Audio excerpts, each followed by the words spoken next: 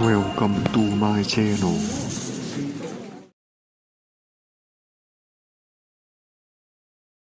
I was locking up late when I noticed him again, the same man curled beside the dumpster behind our office.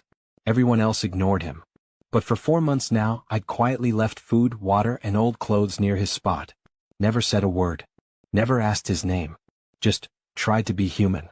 That night, as I placed a sandwich and walked away, I heard his voice for the first time. "Sir." I turned.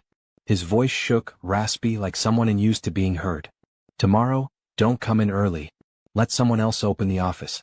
Just not you. Come in late. Please. It's life or death. Believe me." I stared at him. He wasn't begging. He looked terrified and certain. Before I could ask anything, he turned away and disappeared into the shadows. I didn't sleep that night. I told my assistant I'd be in late, just in case. That morning I sat in my car parked down the street, heart pounding. I watched Martha, the building's janitor, unlock the door and step inside like usual. 5 minutes later, the windows shattered. Smoke. Screaming. A blast so loud it knocked birds from the power lines.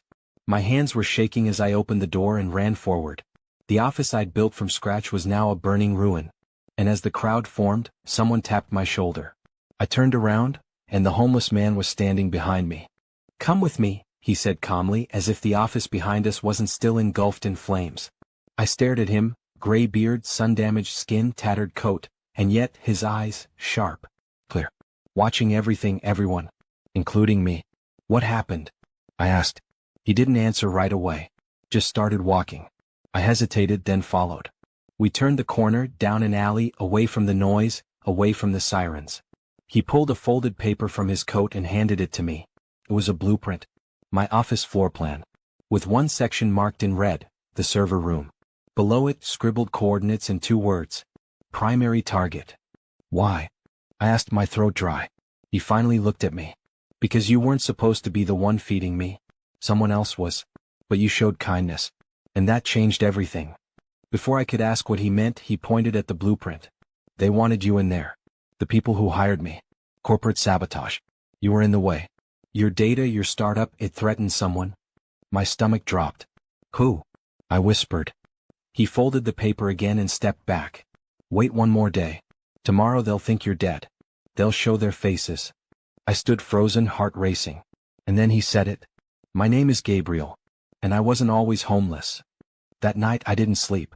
I sat on the floor of my apartment, Gabriel's blueprint laid out in front of me, my laptop open, fingers trembling as I retraced every deal, every investor call, every partnership we'd signed in the past 6 months.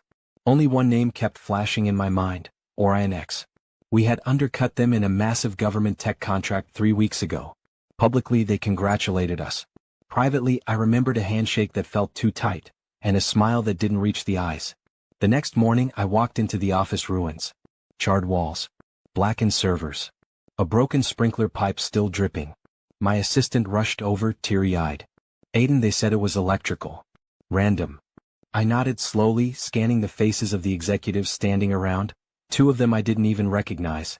Men in tailored suits. Not part of my company. But they looked calm. Too calm. I left without a word. Back at home, Gabriel was already waiting inside. I didn't even ask how he got in. "You have 2 moles," he said. I froze. "One is inside your company. The other is the one you trust the most.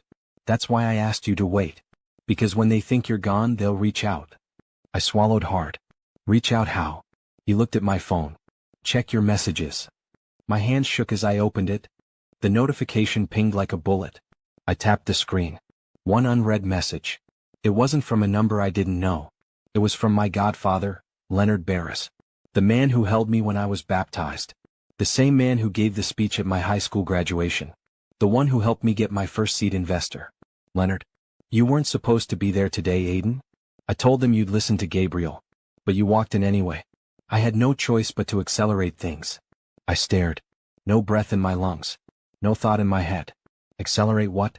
And why did he know Gabriel? I showed Gabriel the message. He read it once. No reaction. "I told you," he said. "He's the second mole. The one you loved too much to suspect." But why? Why would Leonard sabotage me? Gabriel opened a folder he had kept tucked under his arm. Inside were photos. receipts, emails, legal docs. He's in deep with Orion X. His name isn't on paper, but the money trail leads right to him. He handed me one last envelope. Tomorrow morning he's hosting a private gala. You've been removed from the list. I looked down at the invitation he placed in my hand. It wasn't addressed to me. It was addressed to Gabriel. Gabriel adjusted his cufflinks and glanced at me. You still want to know the truth? He asked. I nodded, barely holding myself together. We arrived at the Blackridge estate just past 8 p.m.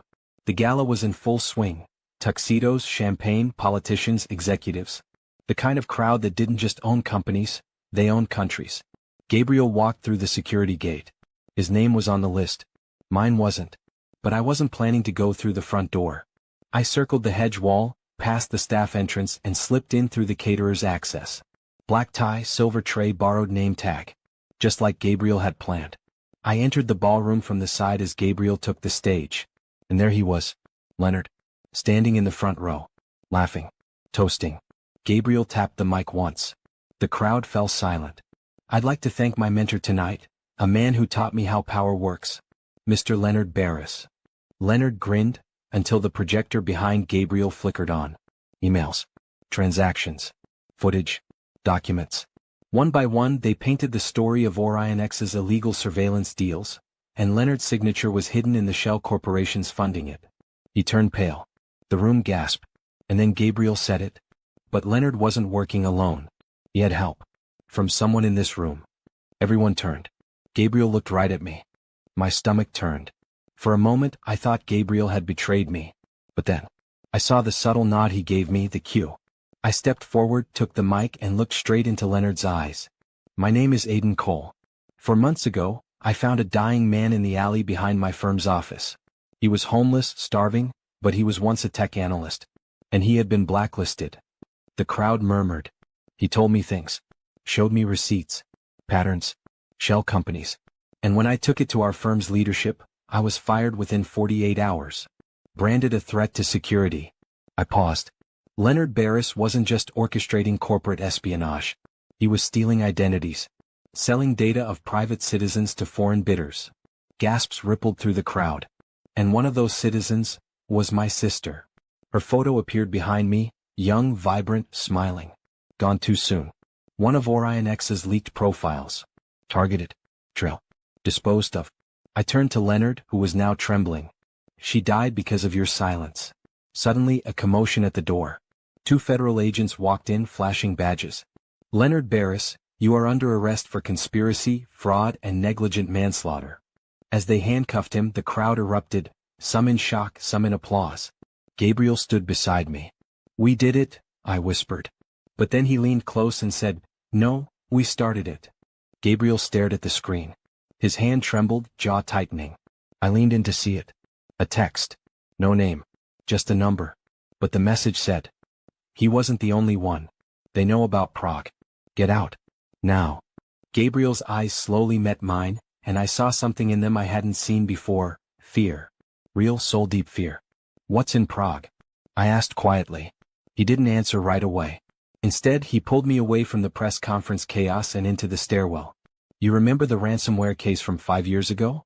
The one no one could solve. I nodded. That wasn't random. That was a test run. For something much bigger. A trial, by a group inside Orion X. And I helped design the code. My stomach dropped. You what? I thought it was harmless back then. Just code. Nothing real. I didn't know they'd weaponize it. Suddenly, alarms blared in the building. Gabriel's voice dropped lower. I came to you because you were the only one who could expose Leonard without implicating me. But now, I think they're coming for both of us. We rushed down the stairs. My phone rang, it was an anonymous number. I picked up and the voice on the other end was calm, too calm. Mr. Cole, if you want to keep your sister's name off the next obituary list, hand over Gabriel. Alone. No police. Gabriel sat slumped in the passenger seat of my car, eyes flicking between me and the road ahead. The city glowed in shards of blue and gold through the windshield, but inside the car was silence. That's suffocating. Are you going to hand me over? He finally asked. I didn't answer. I was too focused on the envelope in my lap. Inside were the final pages of Michael's file, decrypted. My sister's name wasn't just in it. She was listed under approved assets, part of a deal Leonard struck with Orion X's offshore front to protect himself. Gabriel's leverage was real and personal. I pulled into an empty parking garage beneath a vacant law office I sometimes used when I needed off-the-grid space. I'm giving you one chance, Gabriel. You either help me burn them to the ground, or I take everything to the FBI myself. He swallowed. If you do that, you'll be marked.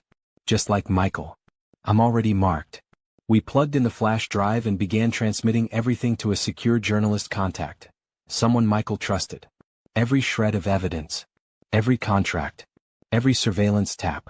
As the upload bar inched forward, my phone buzzed. A known caller. I answered. A woman's voice this time. We warned you. Then a loud crack. Gunshot. A scream? My blood ran cold. But it wasn't on my end. It was Gabriel's. He was holding his side. Blood poured through his shirt. I grabbed him as he collapsed, the flash drive still glowing red. Finish it, he gasped. I did. The next morning, every major news outlet in the country was running the story. Fraud. Conspiracy. Embezzlement. The name Leonard Voss was everywhere. Arrest warrants. Subpoenas. The empire fell before noon. At Gabriel's quiet funeral, I stood beside the casket, and a man approached me. I was his brother, he said softly. You saved more lives than you'll ever know. I nodded, then slipped him something, the final decrypted file Gabriel had left, a list of the others. I'm done, I said. Your turn now.